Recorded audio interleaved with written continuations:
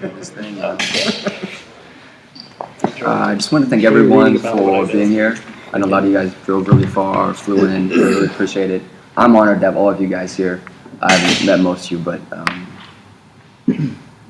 I really value the work you guys do, and I'm thankful that you're willing to spend your time here with us. The vision we had for this, and Joy was kind of the instigator of the idea, and then it grew from there. The idea was just to have a group of people that are leaders in their community talking about parkour ideas.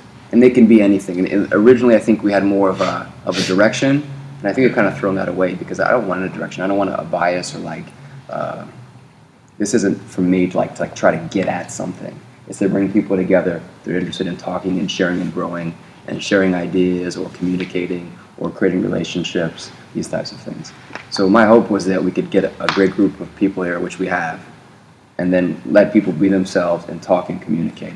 If there's something we can bring to the parkour world through our ideas, then that would be awesome. I think a lot of people want to hear candid thoughts from leaders, and they don't get that anymore. You get the videos, right? You get the takeovers, you get these events, you get the rebel out of motion, but you don't get people saying, here's what I think, here's what I feel, here's what I want.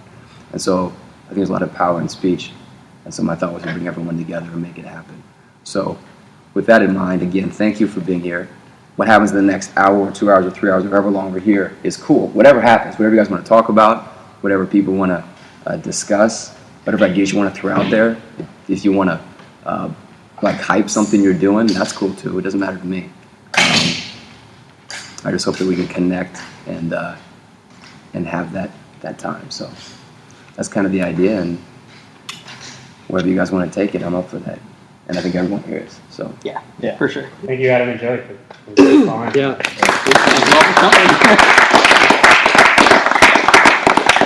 So I'm just gonna start because. Can we go around and do introductions?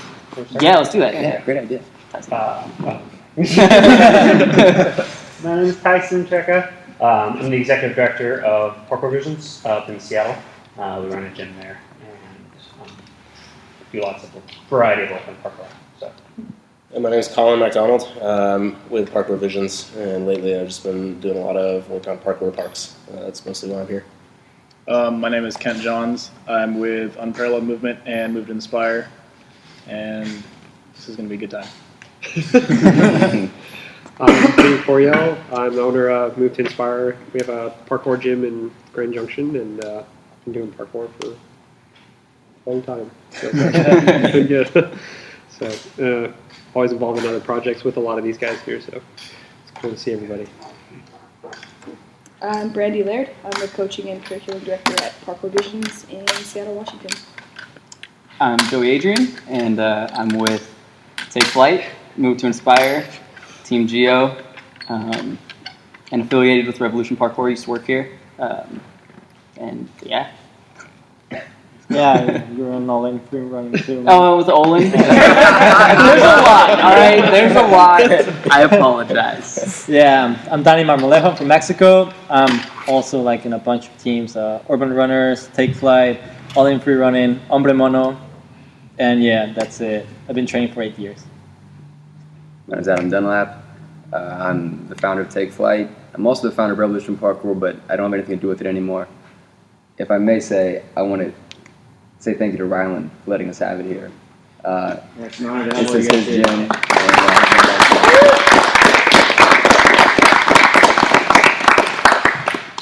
So yeah, I'm just a normal guy.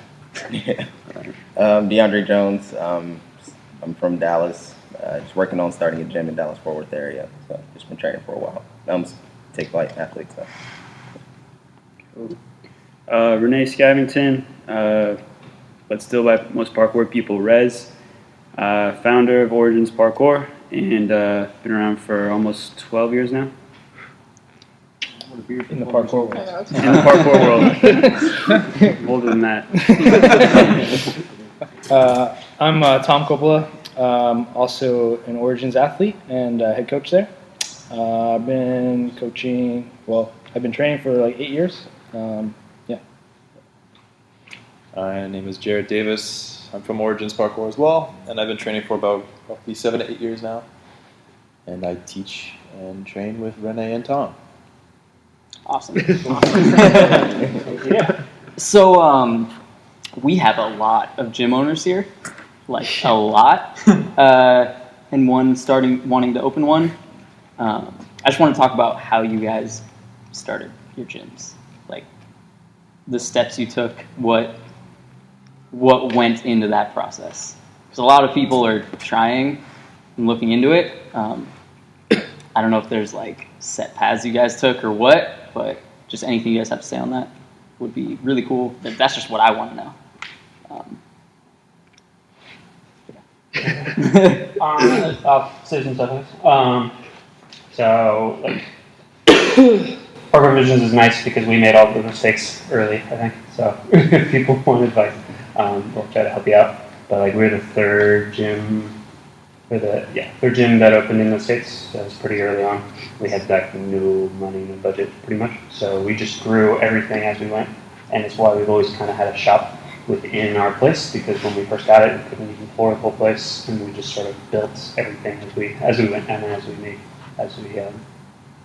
built money. But yeah, like over time, our program has drastically changed. It's like continually being reinvented. Our hashtag is always changing. It's kind of part of what we do. So like there isn't particularly we don't feel like we found the best way of how to do anything, but we know that it takes a lot of planning and passion, and it takes something that you really want to get into a career as a gym owner or something. So everybody wants a gym because they think it'd be cool to have a place to train. But you got to realize you're becoming a businessman. You're becoming somebody who may not get the training for a few years as you're building it, right? You may have to pay for a few years, and you're going to be doing all this for others, and you want to know early what your goals are with that, so that you can actually start with something in mind, something to go. Otherwise, it's easy to flounder and get lost. Those are usually my general things. I just throw a bunch of stuff out that people probably haven't thought of yet. It's like, have you thought of this yet? This. Do you have a real estate agent? Do you have a lawyer? Do you have a plan to build the gym? Do you have a budget? Do you have a business plan? Do you have all these different things? Cool. You were talking about this earlier. Yes. We had a good breakfast conversation. Yeah, we had a pretty good breakfast conversation about it. Yeah. I think we definitely, when I started with the idea of doing a gym, obviously there's a lot of examples out there of people that have started parkour gyms, and in our city, Grand Junction is not really that big. It's 60,000 people, so it's kind of smaller. I think Kent can relate on that a lot too. I think when we started, it took a year for us to find a space, like with real estate agent and, rewriting business plans and redesigning things, because you have to design it to each of the buildings that you're looking at. And, when we started funding wise, we had some help funding, but people saw it as very high risk, because to everybody, you're a kid that's just wanting to jump on things and play. And so a lot of people, if you don't have a business plan, if you don't have the right things in place and in play, people won't take you seriously. So that's a big important thing, is to have your business stuff lined up. And we learned that over a year of getting doors shut in our face. And eventually we ended up meeting up with a guy who was opening up a trampoline park, and we partnered with them. So and not even in the sense of partner, we sublease out a 5,000 square foot space, and he owns the whole building. He's like, we want you in here because we feel like it fits the functional movement, and families getting in here and playing and jumping around and stuff. And so, it kind of depends on, like I said, our gym's a little bit different just because of that. So it kind of depends on, I guess, when you're starting, just have your stuff in line and just know what it is that you want, and have the numbers and the demographics and everything that you want to see happen, and plan for it, and then just roll with the punches, because it's if you give up, then it's not going to happen. Right. So. Cool. Yeah, I didn't have a business plan. Nice. Actually, it's funny because I think I've been interviewed a couple times, or just asked in general by people that want to start gyms, and they asked me for like what my business plan was, and I figured, was this a warehouse? Yeah, it was Before? It was a warehouse. So depending on where you're from, what city, there could be different implications into zoning, and zoning in Vancouver was tricky.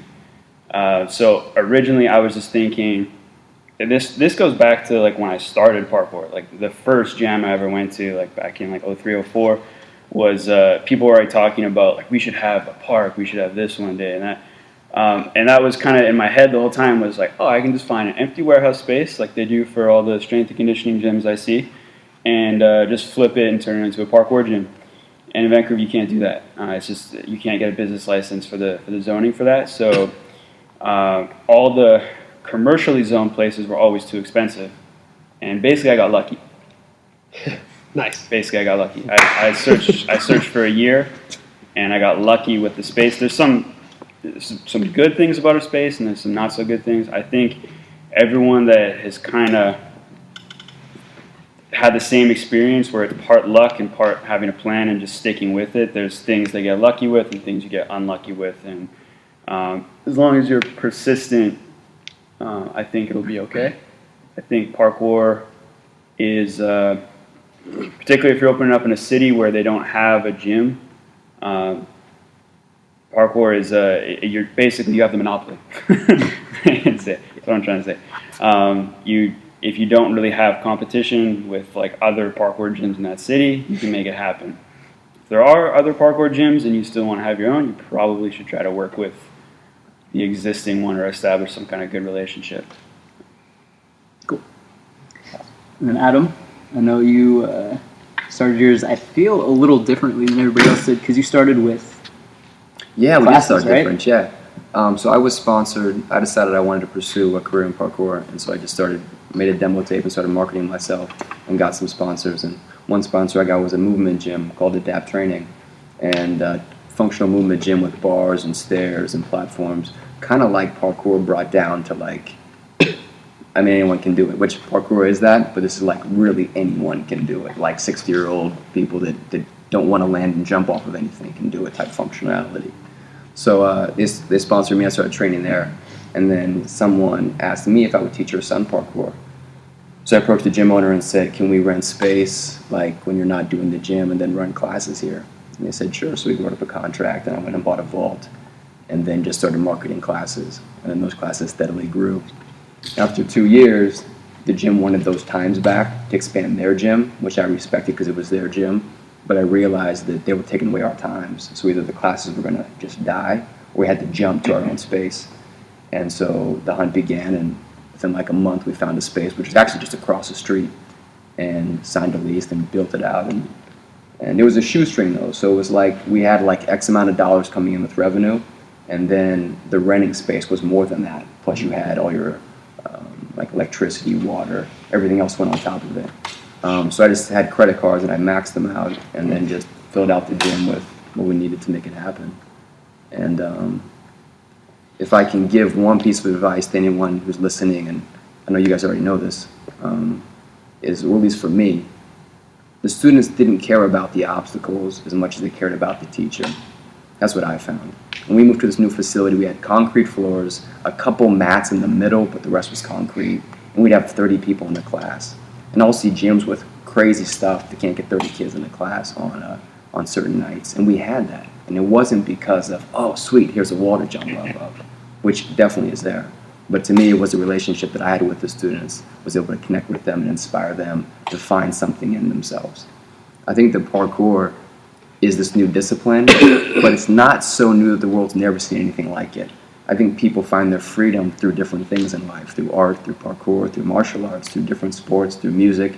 We've all discovered it through movement and what we do. But there's something that connects with everybody, and so parkour is one of those things, and if you connect with people in that way, they pick it up. And at least for the gym that we started, it really just took on a mind of its own and did its thing, and it was a good experience. Yeah, I definitely noticed that, because I remember, like you were saying, they were attached to the teachers. When the gym switched ownership, I remember a lot of the people that were going there actually within a couple months were like, this isn't the same. Like I don't really like this anymore. Same gym, same everything. And they were like, it just doesn't feel the same. And a lot of them just stopped entirely, which was interesting to me.